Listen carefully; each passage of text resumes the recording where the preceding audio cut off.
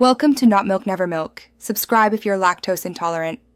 You've already made the essentials. Your account is signed in and sync is enabled.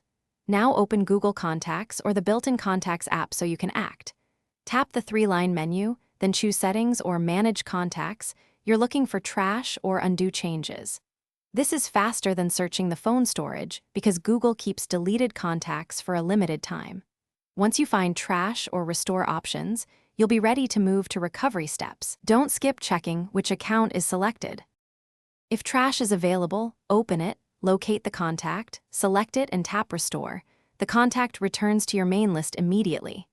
If trash isn't present, use Settings, right arrow Undo Changes, and pick a restore point up to 30 days back. This rewinds your entire contacts list to that time. Make sure you choose the correct account before confirming, because restores affect only the selected Google account.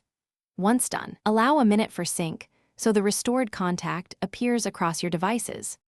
After restoring, force a manual sync to push changes to your phone. Settings, right arrow Accounts, right arrow Google, right arrow Sync Contacts.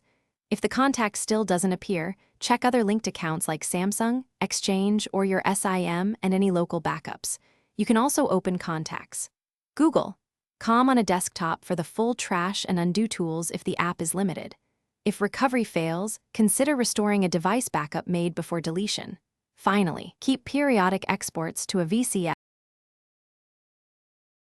Thanks for watching. If this was helpful, leave a like and consider subscribing. See you next time.